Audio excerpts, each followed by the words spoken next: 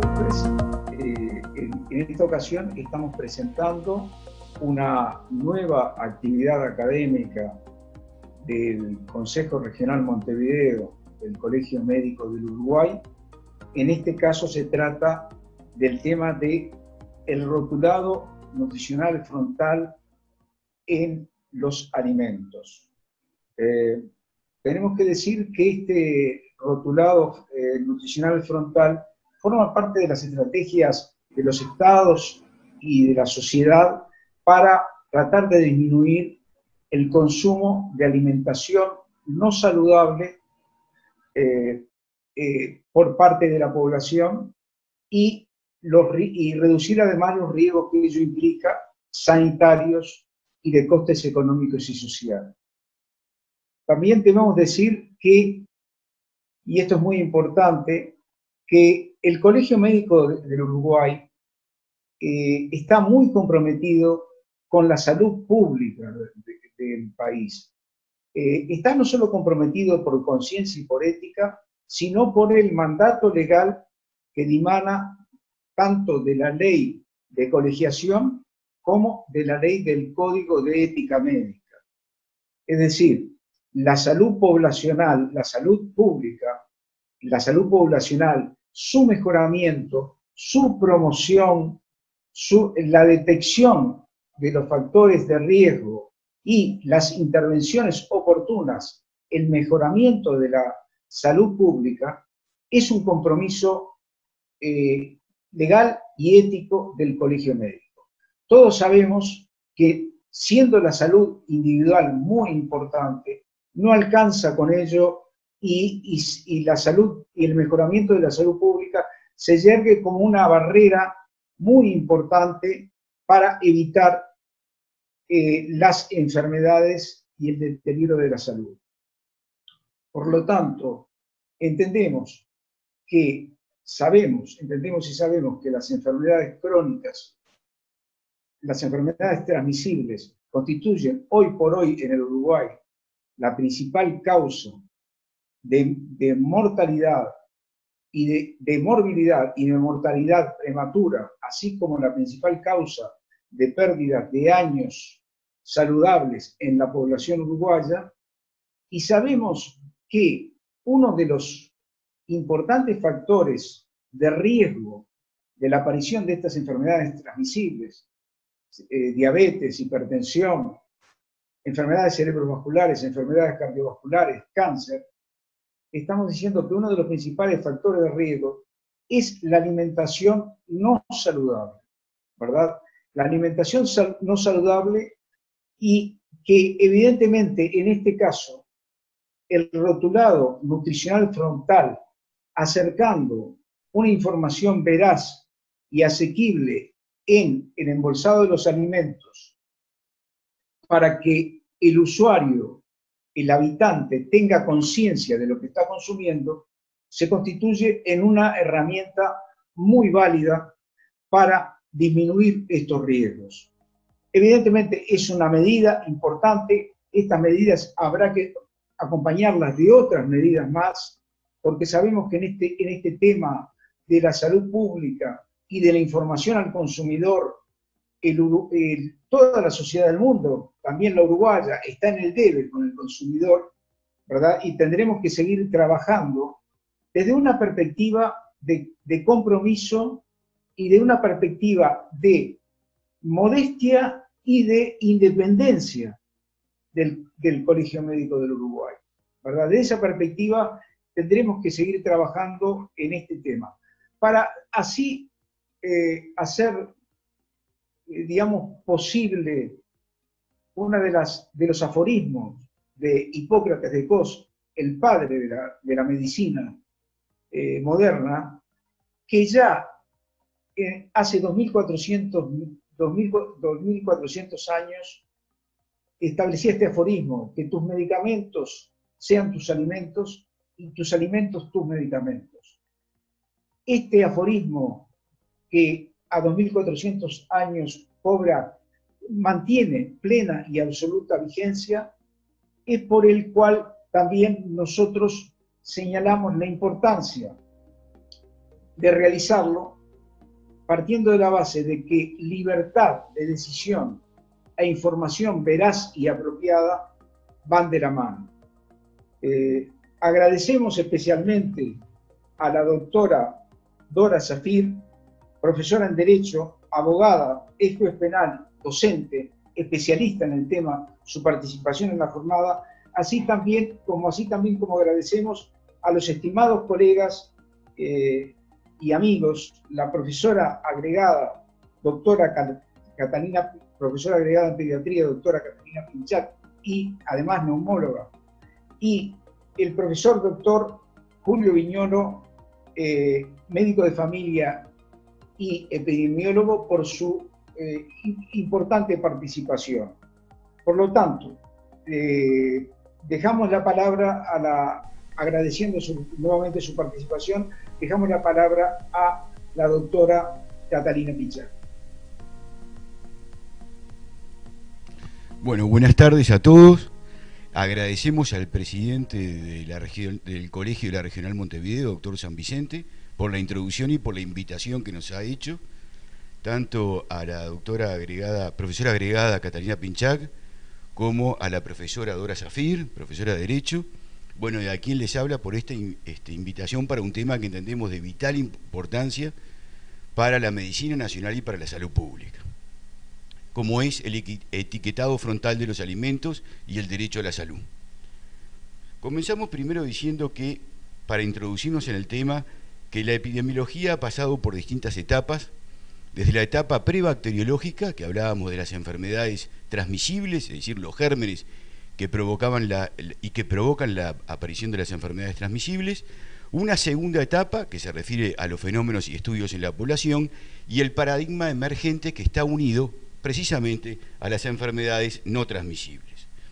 Ese primer periodo estuvo unido, digamos, a la expansión producto de la revolución comercial, del intercambio entre continentes, que permitió que poblaciones susceptibles tomaran contacto con otras que tenían determinado tipo de enfermedades, y así que fue que se expandieron rápidamente las enfermedades transmisibles. Fíjense lo que fue esto en la Edad Media, cómo murió la mitad de la población del mundo por la peste bubónica, la viruela en América, donde murieron el 90 y pico % de los indígenas, y que provocaron estas pandemias, una de las cuales vivimos precisamente con el COVID-19 en el momento actual. Luego del descubrimiento de los gérmenes y la vinculación de los mismos con la aparición de las enfermedades transmisibles, fue posible, a través de estudios epidemiológicos, controlar las enfermedades transmisibles. ¿Producto de qué? Del agua potable, del saneamiento y posteriormente del descubrimiento de las vacunas. Una vez que se controlaron las enfermedades transmisibles, y allí lo pueden ver, fíjense que en el Uruguay el 40% moría antes de los 5 años y lo hacía de enfermedades transmisibles. Luego de realizada la transición demográfica, esto es el envejecimiento de la población, y la epidemiológica, es el pasaje de las enfermedades transmisibles a las no transmisibles, tenemos que hoy muere menos del 4% en los menores de 5 años, y no lo hace por enfermedades transmisibles, sino precisamente por enfermedades no transmisibles, y ello ha provocado el envejecimiento de la población. Luego se da el estudio a través de la epidemiología de las enfermedades en el colectivo y en las poblaciones, se da la transición epidemiológica, como decíamos, o sea, el desplazamiento de la prevalencia de las transmisibles por las no transmisibles y de la morbimortalidad fundamentalmente de los grupos jóvenes a los grupos envejecidos. Y observen entonces cómo luego aparecen estudios epidemiológicos, como lo hicieron en el pasado con las transmisibles, como fueron los estudios de Winder y Graham en Estados Unidos y de Dolly Hill en Inglaterra, que vincularon el tabaco a las enfermedades no transmisibles como el cáncer de pulmón, y el estudio Framingham, que fue un estudio de seguimiento durante más de 50 años de las enfermedades cardiovasculares. Esto fue conocido con el nombre de Segunda Revolución Epidemiológica de Terres, y allí aparecen entonces los factores de riesgos vinculados a las enfermedades no transmisibles. Vemos allí entonces cómo se prevé para el año 2025 la pirámide de población en el Uruguay. Fíjense el envejecimiento de la población, con una baja natalidad que se observa en la base, y en el vértice se observa ese envejecimiento con grupos cada vez más mayores, y cómo se da a partir aproximadamente de los 40 años una mayor sobrevida, expectativa de vida de las mujeres, que observamos a partir de los 60-65 años. Y esto lo vemos todavía acrecentado más, allí lo podemos ver para el Uruguay, lo podemos ver más acrecentado precisamente en Montevideo. Es decir, este panorama epidemiológico nos habla de poblaciones envejecidas con prevalencia de enfermedades no transmisibles. ¿Y la responsabilidad de la salud pública cuál era? Era fundamentalmente para aquellos que enfermaban, que venían a las consultas. Pero luego vimos que en función de estas enfermedades, que no es solo los enfermos que vienen a consultar, la morbilidad conocida, sino la desconocida que no viene a la consulta y que de hecho es más que la que viene a demandar los servicios. Y allí ponemos estudios bastante viejos, fíjense como ese de Marcus, el 1968, ¿por qué? Porque para demostrar que esto hace mucho tiempo que se conoce. Fíjense que de 60 casos de anemia, 218 se desconocían a nivel de la comunidad en este estudio, 82 de hipertensión, conocidos 162 eran desconocidos. Es decir, la morbilidad o la enfermedad desconocida a nivel de la población en estudio de screening es mucho más de lo que viene en la consulta. Y la otra pregunta es, los sanos con factores de riesgo y los sanos sin factores de riesgo son preocupación de la salud pública en su conjunto y de la comunidad. Es decir, que pasamos de un universo que era la demanda de atención a toda la población, que es hoy la preocupación y la ocupación del Estado y de la salud pública en cualquier parte del mundo. Y si analizamos quién ha contribuido más a la salud de la población en estos últimos 150 años, si la medicina clínica o la salud pública, vemos como todos los epidemiólogos coinciden que la mayor contribución se ve desde la salud pública. Piensen ustedes en el agua potable y en el saneamiento, y en las vacunas para las enfermedades transmisibles que fueron totalmente controladas, y lo que es precisamente la lucha contra el tabaco, en la reducción muy importante que se ha generado particularmente en nuestro país, en los estilos de vida es de un 43%, en el medio ambiente un 27%, en la biología humana un 19% y en el sistema de atención a la salud un 11%. Y cuando se preguntó en qué estamos gastando la plata, vio que el 90% se hacía en el sistema de salud y no en los cambios en los estilos de vida. Aquí comenzó toda una revolución desde el punto de vista de la salud pública que desembocó en la atención primaria de salud en el año 78 y en la promoción de salud en el año 86 y que promovió estilos de vida saludables a nivel de la población. Si nosotros ahora sí analizamos las enfermedades no transmisibles, que son las prevalentes en poblaciones envejecidas en el mundo, vemos que estas matan a 41 millones de personas cada año, lo que equivale al 71% de las muertes que se producen en el mundo. Cada año mueren 15 millones de personas entre 30 y 69 años de edad, y más del 85% de estas muertes prematuras ocurren en países de bajos y medianos ingresos. Esto es muy importante decirlo, porque a veces uno tiende a pensar que las enfermedades no transmisibles son de los países más ricos, pero los países más pobres y medios llevan la doble carga, de las transmisibles y de las no transmisibles. Y las enfermedades cardiovasculares constituyen la mayoría de las muertes, luego viene el cáncer, y luego dentro de las no transmisibles, las enfermedades respiratorias y la diabetes. En el Uruguay podemos decir que el 60% de las muertes ocurren precisamente por enfermedades no transmisibles. Y si vemos la mortalidad proporcional, de las no transmisibles vemos que el 28% de las muertes se deben a cardiovasculares, cáncer en un 23%, las enfermedades respiratorias en un 10.6%, diabetes en un 3%. Y observen este dato, del 34% de las muertes prematuras se deben a las enfermedades no transmisibles entre los 30 a 69 años. Así que sí tendremos mucho para realizar desde el punto de vista del control y erradicación de los factores de riesgo. De la prevalencia, el sobrepeso y la obesidad constituye el 65% en nuestro país de la población. O sea que 6 de cada 10 o es obeso o tiene sobrepeso. la hipertensión arterial el 33%, un tercio de la población, y la diabetes mellitus entre el 6,8 y 7,5%, lo que constituye entonces enfermedades muy prevalentes en nuestra población que se unen a las mortalidades ya señaladas. ¿Cuáles son los factores de riesgo de estas enfermedades no transmisibles? El tabaco, que comenzó siendo en un 28%, la última encuesta de factores de riesgo, la segunda, y que en la última medición del Instituto Nacional de Estadística está ubicado en un 20,4%. El consumo excesivo de alcohol en un 9,5% y el consumo de dieta no saludables. Hay distintas mediciones de esto, pero observen este dato, más del 90% de la población no consume las proporciones adecuadas de frutas y verduras, lo cual esto es inmenso. La glucosa elevada en sangre lo tiene un 7,6% de la población en esa segunda encuesta de factores de riesgo del Ministerio de Salud Pública, el colesterol elevado en un 21,5% y el bajo nivel de actividad física en un 23%. Pero todo lo que tiene que ver con dietas no saludables, observen lo que marca esto, que más del 90% de la población no consume lo adecuado en lo relativo a frutas y a verduras.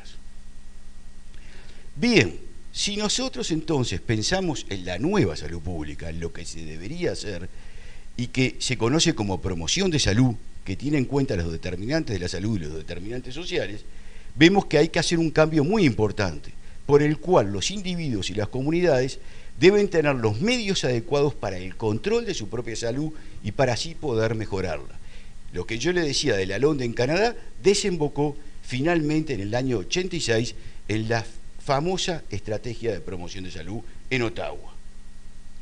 ¿Y cuáles son, para llevarlo a terreno, esas políticas? Son, por un lado, el subsidio de las grasas insaturadas y los productos más saludables, la fiscalización de esos productos saludables como más baratos y que estén al alcance de la góndola de los supermercados, el desarrollo de ciclovías y el etiquetado frontal de los alimentos más saludables para que la población pueda verlos y visualizarlos rápidamente y ver qué ingredientes tiene cada uno de ellos, para informarse adecuadamente. Esto desde el punto de vista político. Desde el punto de vista comunitario, la participación social de la comunidad y la participación comunitaria precisamente para hacerse consciente de la necesidad de tener esta dieta saludable. En lo que se refiere a la educación, la necesidad de desarrollar esto curricularmente, que la población, desde la enseñanza primaria, secundaria, universitaria, tenga conocimiento qué es lo que debe consumir y por qué constituyen factores de riesgo y que esté informada para que pueda tener libertad en su elección. La creación de entornos saludables, ciudades saludables, municipios saludables, escuelas de promotoras de salud a nivel de las escuelas y ambientes de trabajo saludables, también con todos estos elementos muy importantes para la salud. Allí vemos entonces la polución ambiental como uno de los elementos claves.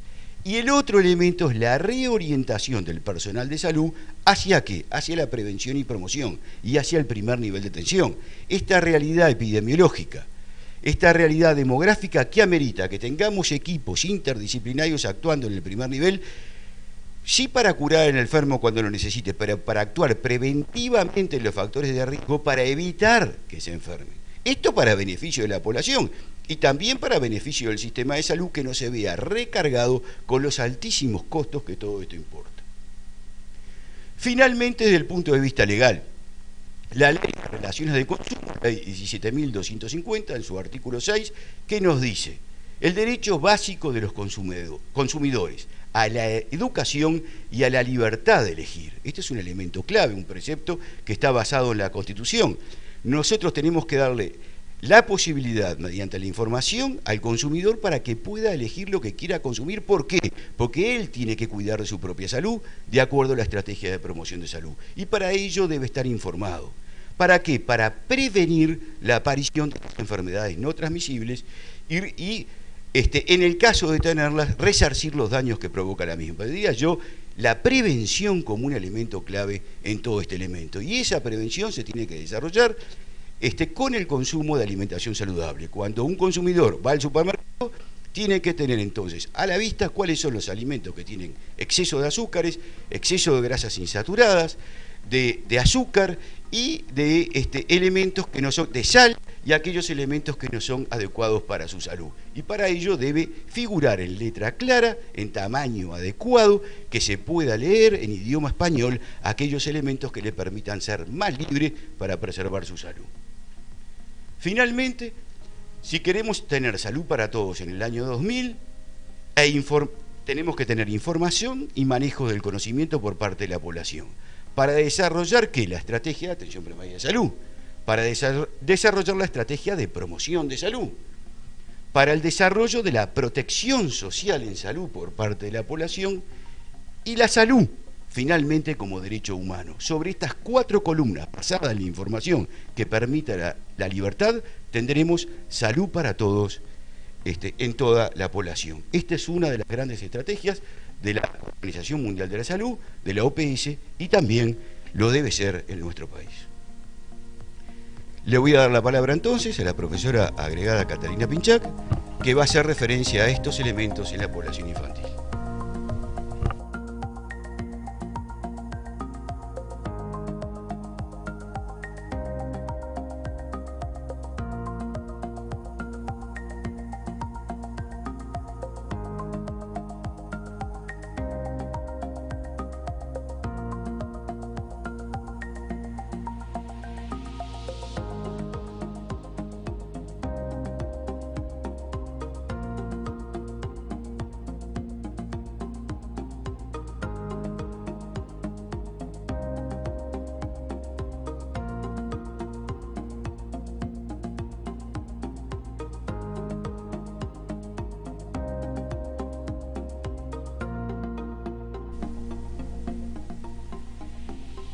Bueno, buenas tardes a todos.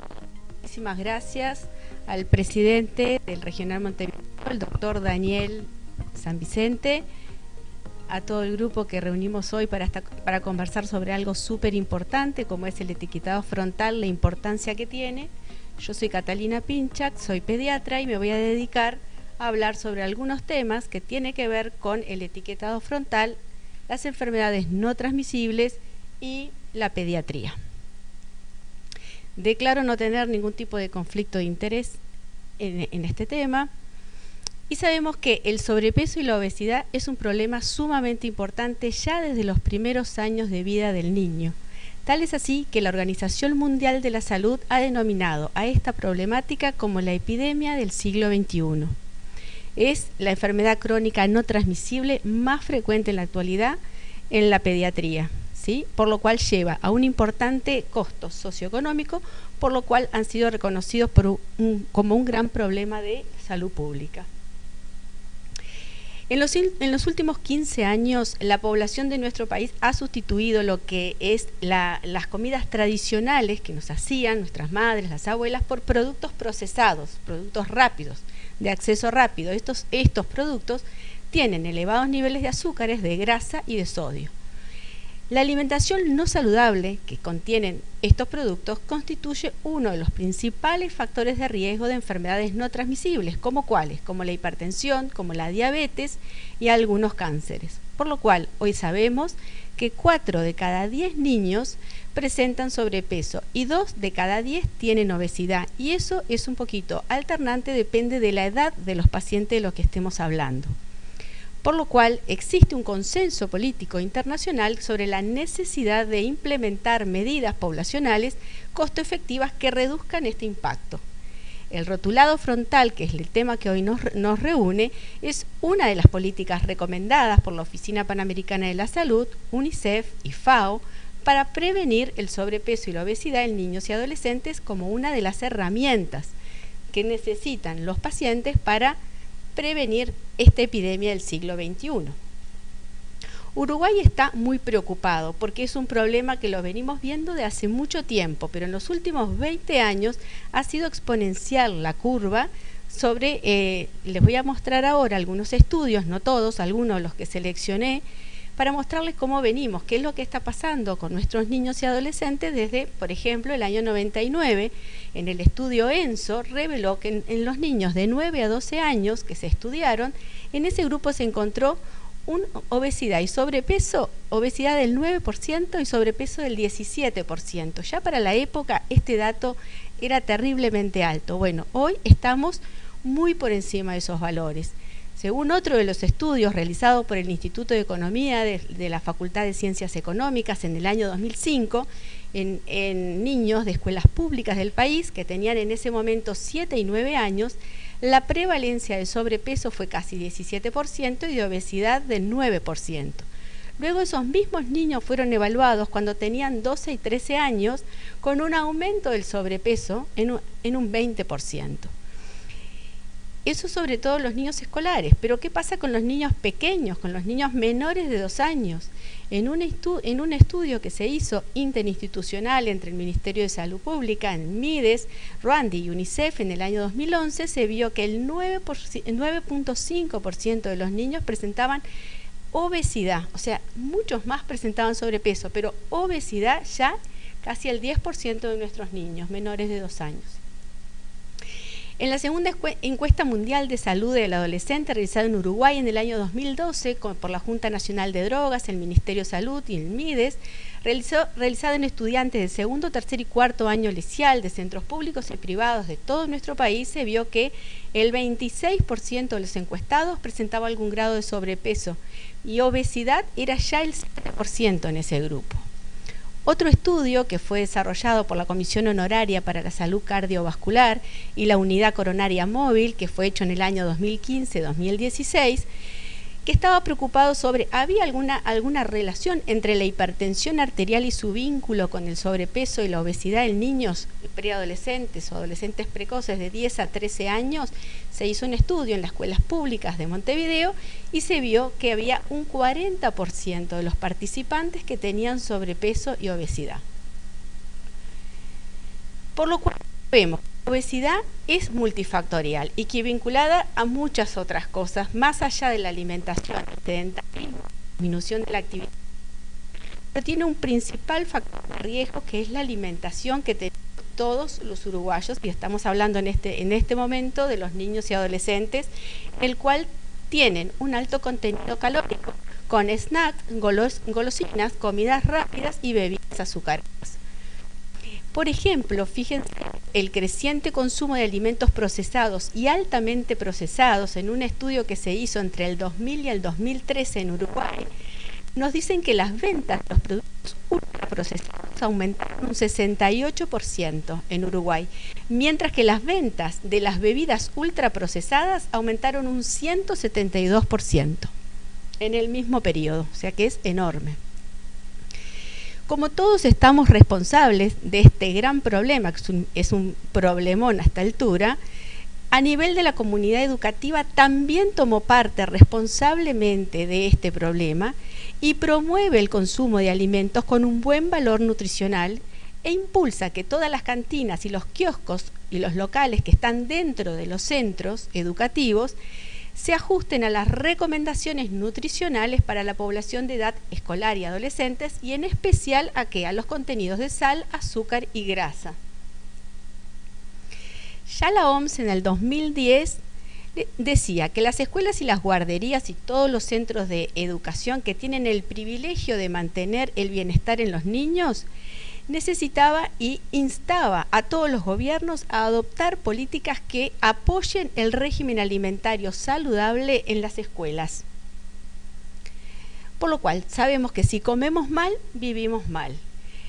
Y nos interesa que sepas que en Uruguay existe una ley de alimentación saludable en los centros de enseñanza, por lo cual salió el manual de las cantinas saludables, que lo hizo, fue interinstitucional, lo hizo el Ministerio de Salud Pública, ANEP, INDA, la Intendencia de Montevideo, Cocina Uruguaya y apoyó UNICEF.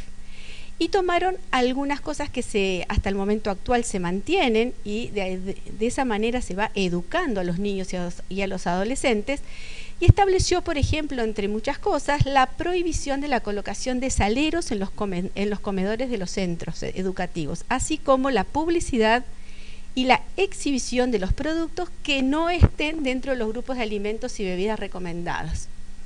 De esa manera se cree que se limita un poco el consumo de los productos ricos en estas sustancias que no aportan a una alimentación de calidad para los niños y adolescentes. En el ENDIS, estadística que se hizo, la primera investigación que se hizo, que relacionó la parte de nutrición, desarrollo infantil y salud, y lo relacionó con variables sociodemográficas, fue un estudio sumamente importante, con respecto al estado nutricional de esos niños. Lo que podemos ver ya, que de 0 a 4 años, llama la atención que el 12.3% de estos niños tenían sobrepeso y obesidad. O sea que por el lado que lo veamos, tenemos problemas con el sobrepeso y la obesidad a muy temprana edad. Esto fue un trabajo que salió en Archivos de Pediatría con un tercer premio por la importancia que tenía, de Machado y colaboradores, el consumo de la bebida en niños en 4º año de escuela y su relación con el sobrepeso. Fue un estudio descriptivo, transversal, multicéntrico, que se hizo en el 4º año de escuelas públicas de Montevideo, de Libertad y de San José de Mayo, y se realizó una encuesta sobre la frecuencia de consumo de agua, de lácteos y de bebidas azucaradas. Se hizo un N mayor de 460 niños, que en ellos se encontró que sobrepeso había en un 28% y obesidad en un 14%.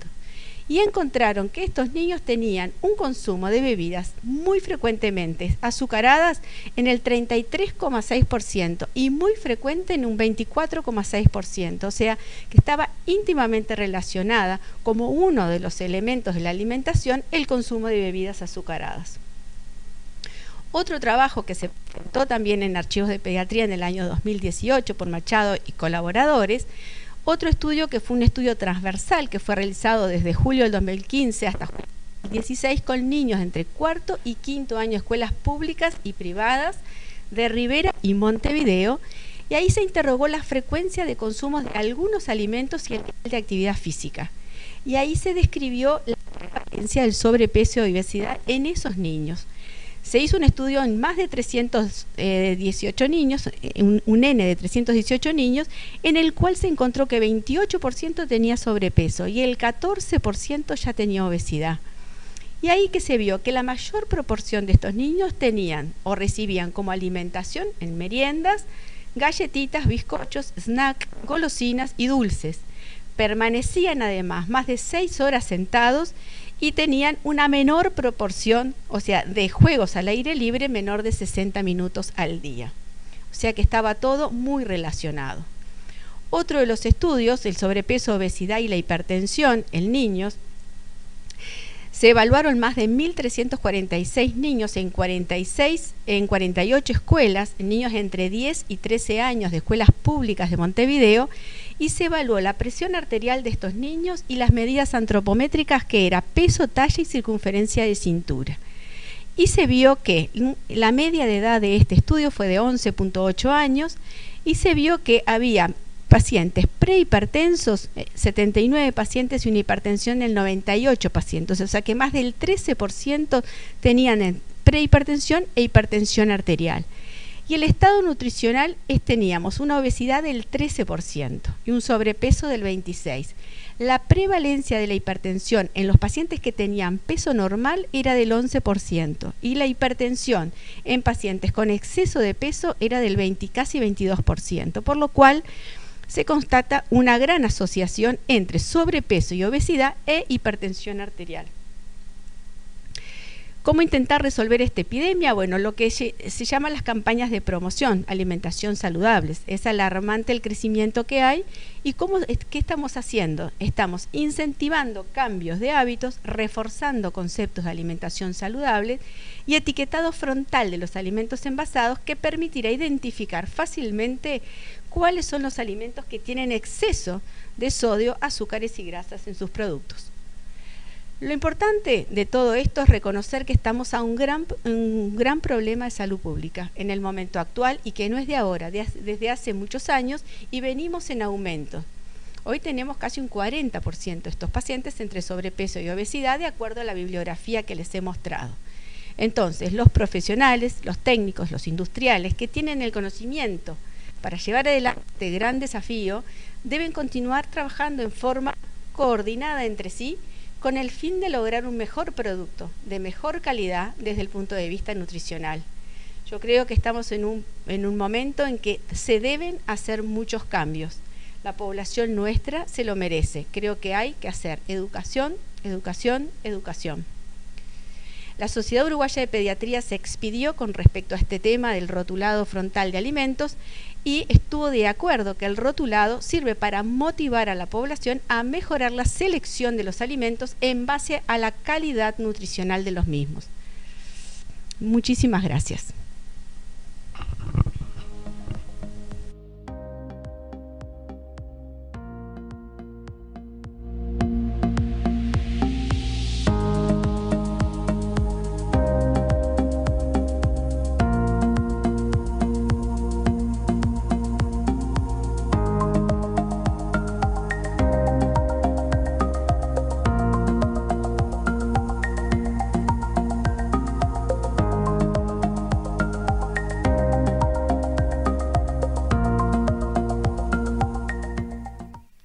Buenas tardes.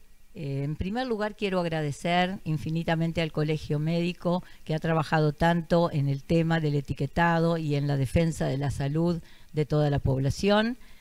Y después de las brillantes exposiciones que ustedes acaban de escuchar, evidentemente toda la parte de la necesidad de este etiquetado ha quedado muy clara, o realmente nadie puede discutir que eso es bueno para la salud de nuestra población. En segundo lugar, quiero destacar que las últimas presentaciones que han tenido los ministerios, en el sentido de que pensaban mantener el decreto, realmente es un gesto que debemos valorar. Lo único que es muy importante que ese mantenimiento no lleve a situaciones en las cuales retrocedamos frente a lo que se había logrado. Por supuesto que entendemos que el etiquetado, de la forma en que fue aprobado originalmente, después de 3 años de discusiones, después de una audiencia pública, era el que mejor llegaba al consumidor. Quizá a través de transacciones se ha logrado querer cambiar el alto en lugar de exceso, y si bien podríamos sostener que no sería tan grave, hay que pensar qué consecuencias tiene esto con respecto a toda la defensa que hizo el Uruguay como país, como gobierno del Uruguay, en cuanto a que lo mejor era poner la palabra exceso. Por lo tanto, sería bueno repensar si hay que cambiar esa expresión. ¿Qué pasó con este decreto que se aprobó en 2018 y se dio un plazo de tolerancia para su aplicación, para su entrada en vigencia, de 18 meses? Por supuesto que quienes estaban prontos, que fueron los de la industria nacional, empezaron a etiquetar y por lo tanto la gente tenía conocimiento de qué producto estaba adquiriendo. No se hizo por parte de otros proveedores, en especial respecto de los productos importados, y eso llevó a una situación de diferencia de trato y de diferencia en la competencia para las empresas que cumplieron responsablemente con lo que tenían que hacer. En ese sentido, entonces, se volvió a prorrogar ese decreto que entraba en vigencia el 1 de marzo, pero en forma rara se le dio retroactividad a la prórroga, lo cual implicó que las empresas que no cumplieron no puedan ser sancionadas porque no hubo ningún tipo de problema en tal sentido. ¿Qué es lo que pasa cuando nosotros en este momento queremos saber si ese decreto debe o no estar vigente? Creo que ya no existen más argumentos jurídicos para desvirtuar la legalidad del decreto y por lo tanto la defensa que el Ministerio de Salud Pública ha hecho con respecto al mismo es destacable. En primer lugar, la Cámara de Industria y ahora los importadores están cuestionando otra vez que vaya a Mercosur. Ir a Mercosur es decir que no haya decreto. Todos los argumentos relativos a que no va a haber posibilidad de comercializar productos importados se da un poco con aquel otro verso en el que defendemos la industria nacional. Pero bueno, los productos importados deberán venir Y no tienen por qué cambiar los fabricantes en sus países el etiquetado para enviarlos al nuestro, sino que lo que va a tener que hacer el importador, y lamento que se tengan que tomar esa molestia para defender la salud de la gente, es poner un sticker en aquellos productos que superen determinados porcentajes de componentes que son dañinos para la salud. Por lo tanto, no es una razón decir que si no va a Mercosur no se va a poder importar, no es razón decir que amenazar con que se van a aumentar los costos de los productos y los consumidores van a ser rehenes de esa amenaza. No es así. ¿El costo de un sticker cuánto es? Si realmente dicen, y es cierto, que están de acuerdo en proteger al consumo, que están de acuerdo en etiquetar, pues dejémonos de discutir y sigamos adelante con el decreto. No pongamos excusas y argumentos que tienen otros fundamentos que no son la defensa de la salud. Si dicen que van a aumentar los precios, bueno, que los aumenten. ¿Qué problema hay en que aumenten el precio de los productos que tienen exceso? Seguramente la gente, por razones económicas, adquirirá aquellos que no tienen exceso y que por lo tanto no tienen necesidad de subir. Estoy cansada de escuchar ciertas argumentaciones que no tienen un fundamento legal. Uruguay cumplió con Naciones Unidas. Si nosotros leemos las directrices de Naciones Unidas, de las que somos miembros, los 4 países de Mercosur, porque ninguno escapa a tener que cumplir con las reglamentaciones de Naciones Unidas en el año 2015 dictó lo que se denominó directrices de defensa del consumidor para proteger a todos los consumidores de los países miembros. Y dentro de eso se tomó determinado tipo de defensas en cuanto a que se establecía, y les voy a leer directamente lo que dicen las disposiciones de Naciones Unidas. En su artículo 5 consagran la protección frente a los riesgos para su salud y seguridad. Es idéntico a nuestro artículo 6 de la Ley de Relaciones de Consumo, una ley que fue aprobada 2 veces por unanimidad. Ustedes me dirán, esta mujer no sabe lo que dice, ¿cómo se va a aprobar 2 veces una misma ley? Pues sí, porque hubo maniobras para que de una Cámara a la otra un artículo no fuera igual y se pretendió luego, por parte de empresarios, que era nula la ley. Por lo tanto, se tuvo que volver a dictar con el mismo texto en ambas cámaras. Si habrá llevado tiempo, esfuerzo y sacrificio defender esta ley, y por lo tanto el Estado hoy está cumpliendo con la deuda que tiene con sus ciudadanos respecto de la protección contra los riesgos en cuanto a su salud. Por otro lado, dice este mismo artículo en otro literal, el acceso a una información adecuada para hacer elecciones fundadas. Bueno, si la información es adecuada, no entiendo por qué tiene que decir los otros países del Mercosur que también son adecuadas. ¿No tenemos soberanía? Tenemos soberanía. Y si queremos ejercer la soberanía, demos un ejemplo a los otros países Mercosur y tratemos de que los demás sigan el ejemplo uruguayo.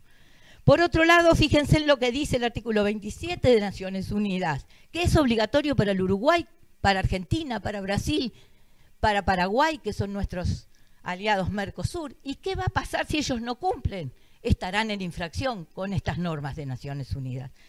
La obligación de suministrar información. Deben desarrollar programas de educación e información para proteger la salud, la nutrición y prevención de enfermedades generadas por alimentos. Eso lo pide Naciones Unidas. Luego establece en otro artículo, les voy a leer textualmente, que se creen sistemas de etiquetado e información. O sea que no estamos inventando nada, estamos cumpliendo con las directrices de Naciones Unidas del año 2015. Crear políticas de seguridad alimentaria. Alentar a la cooperación para estas políticas de protección a los otros Estados miembros. Justamente creo que es eso lo que decía el ministro cuando establecía en su conferencia de que se trataría de llevar el etiquetado uruguayo a Mercosur para que sea tomado también, considerado como una norma unitaria para los 4 países. Nuestra ley nos manda a etiquetar. Si ustedes leen el artículo 12 de la ley 17.250, van a ver que dice que debe darse la información clara y legible sobre los componentes, calidad,